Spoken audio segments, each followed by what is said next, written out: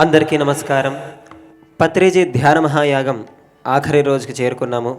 ఒకసారి మన గురుదేవుని తలుచుకుంటూ గట్టిగా కర్తాల ధ్వనులు బ్రహ్మర్షి సుభాష్ పత్రిజీ గారి యొక్క ఆయన సంకల్పంలో భాగంగా ఈ 11 రోజులు అంగరంగ వైభవపేతంగా ప్రతిరోజు యోగా, వేద మంత్రాలు, సంగీతంతో ప్రారంభమై అనేక నృత్య కార్యక్రమాలు అన్నీ చేసుకుంటూ వచ్చాము.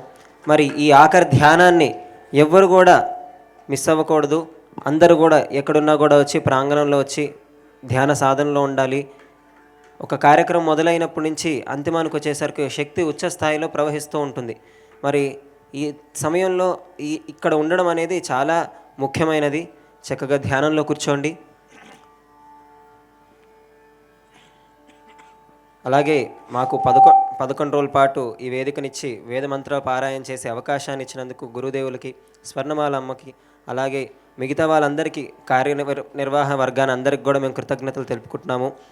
అలాగే మా తల్లిదండ్రులకి, ముఖ్యంగా ఈ వేదిక మీద నిలబడినందుకు ముఖ్య కారణం వేద అధ్యయనం చేశాము. ఆ వేద అధ్యయనాన్ని మాకు ప్రసాదించినటువంటి మా గురుదేవులు పూజ్యులు శ్రీ శ్రీ శ్రీ వేద విద్యానందగిరి స్వామివారి పాద పద్మాలకు నమస్కరిస్తూ నేటి ఈ కార్యక్రమాన్ని ప్రారంభిస్తున్నాం.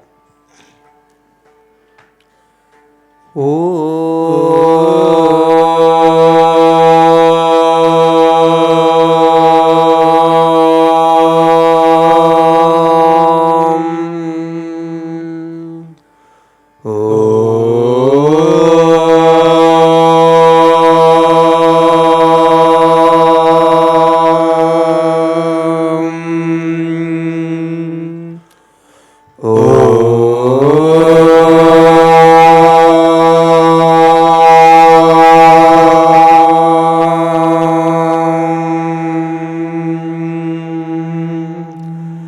गणानान्त्वा गणपतिगुं हवामहे कविं कवीनामुपमश्रवस्तमम् ज्येष्ठराजं ब्रह्मणां ब्रह्मणस्पतान् शृण्वन्नोतिभिः सीदसादनम् ॐ श्रीमहागणाधिपतये नमः. ॐ श्रीवेदपुरुषाय नमः. ॐ श्रीगुरुभ्यो नमः. हरिः ॐ.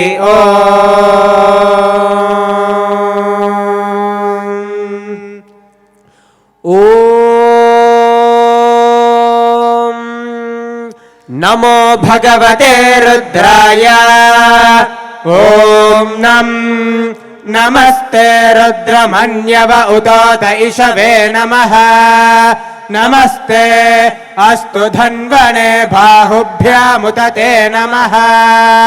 यात यशः शिवतमा शिवं बभूवते धनुः.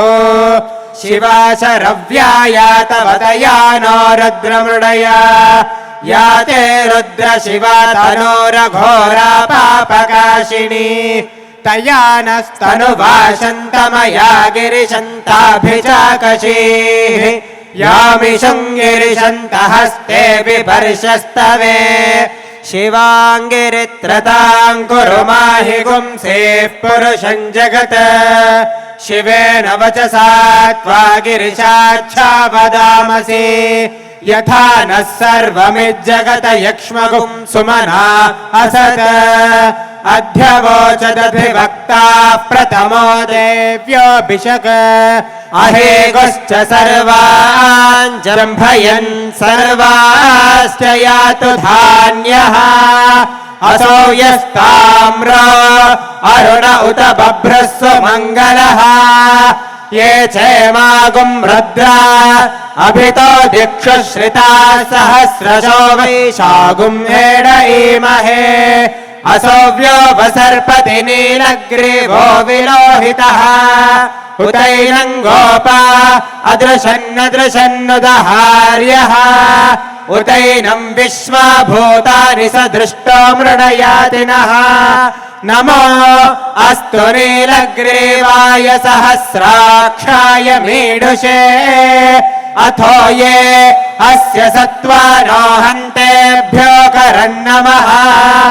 प्रमुञ्च धन्वनस्त्वमुभयोराग्नियोर्जा याश्च ते हस्त इषवः पराता भगवो वप अवदत्य धनुस्त्वगुं सहस्राक्षरथे शुधे निषेर्य शल्यानां मुखा शिवो नः सुमना भव विध्यन्दनः कपर्दिनो विशल्यो भानवागुम् उत अनेशन्नः शेषव आभुरस्य निषङ्गतिः याते हेतर्मेढष्टमहस्ते बभूव ते धनुः तयास्मान् विश्वतस्त्वमयक्ष्मया परिभुजा नमस्ते अस्त्वायुधायानातताय धृष्णवे उभाभ्यामुत ते नमो बाहुभ्यां तव धन्वने परिते धन्वनो हेतिरस्मान् नृणक्तु विश्वतः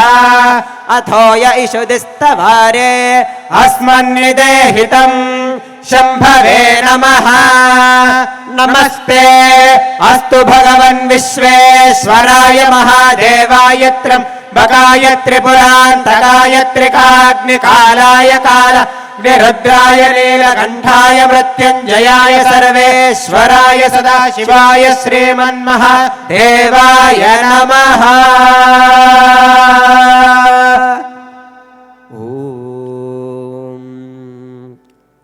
सहना भवतु सहनौ भुनक्तु सह वीर्यं करवावहै तेजस्विनावधीतमस्तु मा विद्विषावहै। ॐ शान्तिः शान्तिः शान्तिः। हरिः ॐ स्वस्ति।